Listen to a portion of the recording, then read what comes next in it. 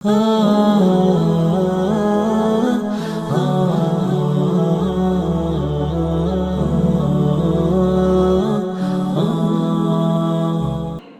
hamba Allah Subhanahu wa taala menjaga salatnya ditambahkan dengan sunnah-sunnahnya, semakin dekatlah hubungan dia dengan Allah Subhanahu wa taala. Semakin dekat hubungan seorang hamba dengan Allah taala, maka semakin mudahlah hisabnya di sisi Allah Subhanahu wa taala.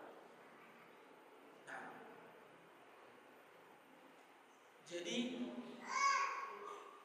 ketika seorang itu mampu menjaga salatnya, maka dia dalam hidupnya akan lebih berhati-hati lagi. Dia akan menjaga dirinya, menjaga agamanya, menjaga muamalahnya. Karena salatnya tadi, hubungan dia dengan Allah Subhanahu wa taala saja dia jaga. Apalagi dengan manusia. 5 kali saja paling tidak dalam sehari. Baik. Dan juga yang mungkin pernah kita dengar, walaupun Allah Subhanahu wa taala hanya mensyariatkan kepada kita 5 waktu salat, yang itu banyak dari kita yang masih enggan untuk mengamalkannya, menjaganya, istiqomah di dalamnya. Justru kita menjadikan apa? Salat itu sebagai selingan sehari-hari kita. Salah. Seharusnya kita menjadikan tidur kita, pekerjaan kita, kemudian muamalah kita dengan manusia itu sebagai selingan untuk menunggu waktu sholat. Seperti itu caranya. Makanya apa? Ketika kita sibuk bekerja, azan berkumandang Allahu Akbar, Allahu Akbar, kita siap-siap. Nah, kemudian yajidu fiha al-mu'min rahata nafsihi wa tuma'ninati qalbihi. Dalam sholat, seorang muslim itu akan merasakan jiwanya tenang dan hatinya ikut tenang. Kenapa seperti itu? Sekali lagi, dia jadikan sholatnya bukan hanya kewajiban yang dia selesaikan ketika itu juga, tapi dia jadikan ibadah. Ketika dia jadikan sholat sebagai ibadah, itulah hubungan dia dengan Allah Subhanahu wa taala yang dia jaga betul-betul. Maka kita bisa lihat orang yang hidupnya terburu-buru dengan orang hidupnya tenang, bisa kita lihat dalam sholatnya. Kalau orang yang hidupnya tenang, kita perhatikan sholatnya tenang apa tidak.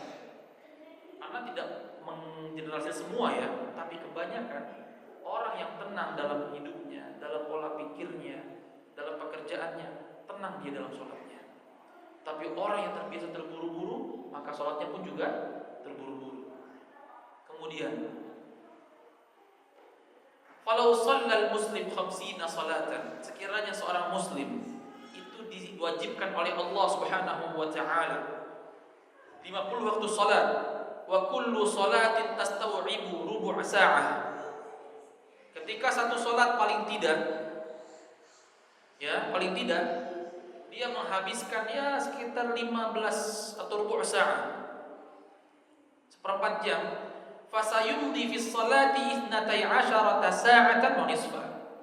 Mungkin dia bisa mengerjakan untuk salat saja satu harinya sebanyak 12,5 jam. Faidan, maka dari itu, law anna al-insana ishtaghala fiha lastaw'abat min waqtihi aktsarul waqt. Bayangkan, kita punya dalam satu hari itu 24 jam. Kalau Allah Ta'ala mewajibkan 50 waktu sholat, paling tidak setengah lebih dari 24 jam itu sudah kita habiskan untuk sholat. Makanya apa? Sholat itu menjadikan diri kita lebih banyak berfokus dengan ibadah, bukan perkara dunia. Tsumma jarat bainallahi azza wa jalla wa rasulihi Muhammadin sallallahu alaihi wasallam. Akan tetapi adalah di sini negosiasi antara siapa? Allah Subhanahu wa taala dan Rasulullah Muhammad sallallahu alaihi wasallam.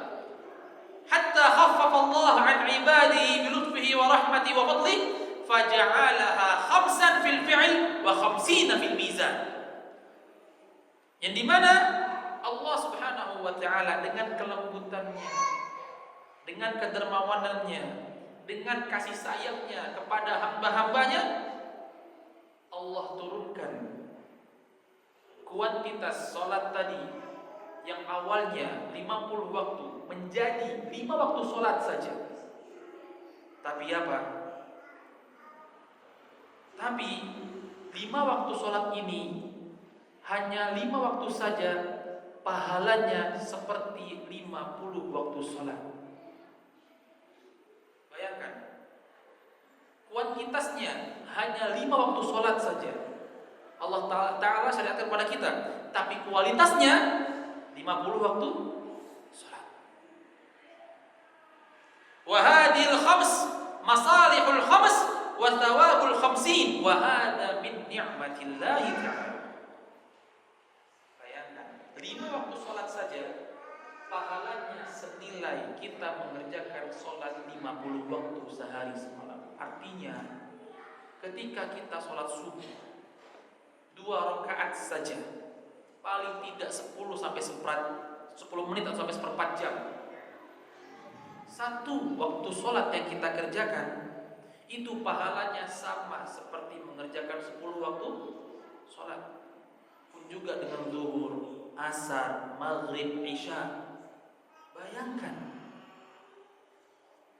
Walaysa hadha min babi jazail hasanati bi asyri amthaliha.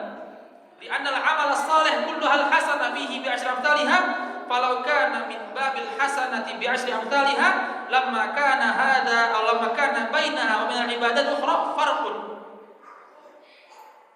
Nah, di sini kita tidak bisa mengatakan oh berarti satu kebaikan Allah lipat gandakan dengan 10, bukan seperti itu, berbeda. Kalau Allah Subhanahu wa ta'ala ketika mengatakan bahwasanya satu perbuatan baik yang kita kerjakan bisa bernilai 10 kali lipat, bukan dalam sholat. Bukan dalam sholat. Karena apa? Kalau kita samakan sholat dengan perkara kebaikan yang lainnya, maka tidak ada bedanya di sini. Padahal amalan sholat adalah amalan yang sangat-sangat luar biasa. Walakinna hadil khams ka'annana shallaina 50 salatan wa likulli salatin 10 hasanat. Bedanya adalah ketika kita melakukan 5 waktu sholat, itu seakan-akan kita sudah mengerjakan 50 waktu sholat. Dan di setiap sholat kita akan mendapatkan 10 kebaikan. Fatablu khamsumi'ati hasanah fi hadhihi shalawatil khams. Bayangkan, kalau seumpamanya satu sholat itu 10 kali kebaikannya, kemudian kita kali berapa? Satu sholat 10. Karena apa tadi? Satu sholat naik seperti 10 sholat, sudah 100. Ketika kita mengerjakan sholat 5 waktu dengan nilai seperti 50 waktu sholat, maka kita akan mendapatkan berapa? 500 kali lipat pahala kebaikan. Wallahu yudha'ifu liman yasha. Dan Allah Subhanahu wa ta'ala yang lebih berhak untuk melipat gandakan. Terserah Allah Subhanahu wa ta'ala. Fahadihi hasanah wahidah tu'addu idza fu'ilat ka'annaha fu'ilat 10 marrat. Satu perbuatan kebaikan ini maka seakan-akan dia telah berbuat 10 kebaikan. Baik. Yang berikutnya, annallaha ta'ala awjaba fiha at-taharah minal hadathil asghar wal hadathil akbar wan najasati fil badani wath thawbi wal makan. Salah satu perkara sholat yang perlu kita perhatikan pentingnya adalah bahwasanya sholat adalah satu amalan yang kita kerjakan dengan didahului dengan apa? Taharah. Baik, tanya sama antum semua. Orang kalau puasa, haruskah dia berwudu? Harus berwudu? Tidak. Ketika dia membayar zakat, harus berwudu? Tidak. Tapi perkara sholat, kita tidak akan sah sholat kita kalau kita tidak bersuci terlebih dahulu. Baik itu bersuci dari hadas kecil, Apa itu hadas kecil? Nah, ini banyak kita salah. Kita mengatakan hadas kecil adalah kencing Ustaz. Hadas besar, buang air besar. Hadas kecil itu adalah buang air kecil dan buang air besar. Adapun hadas akbar apa? Junub. Junub. Kemudian apa? Haid, nifas. Itu hadas besar. Yang membedakan adalah kalau hadas kecil, dengan kita membersihkan dua kemaluan kita cukup. Azan? Apa?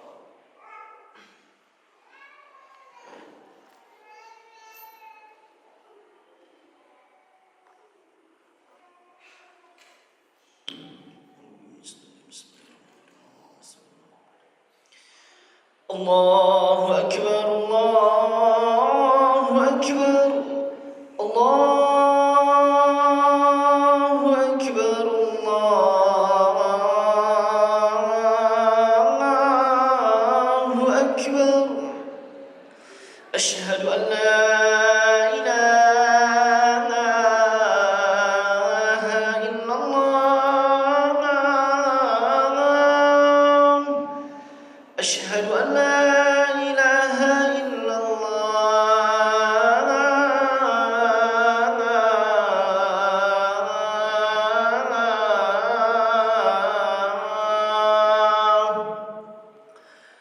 أشهد أن محمد رسول الله. أشهد أن محمد رسول الله.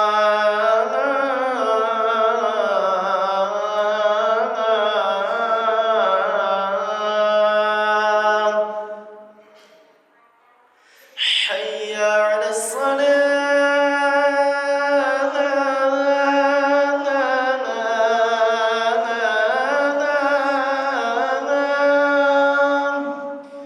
حي على الصلاة.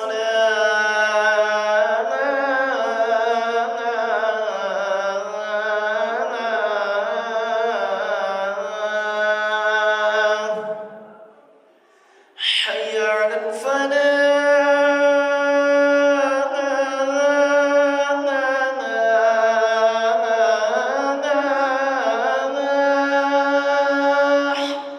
حي على الفلاح.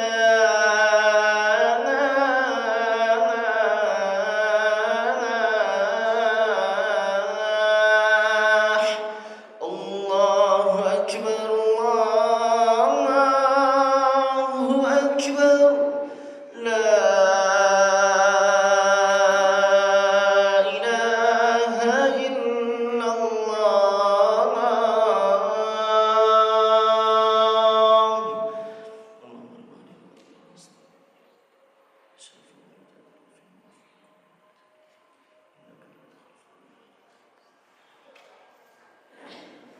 Baik. Alhamdulillah, wassalatu wassalamu ala Rasulillah.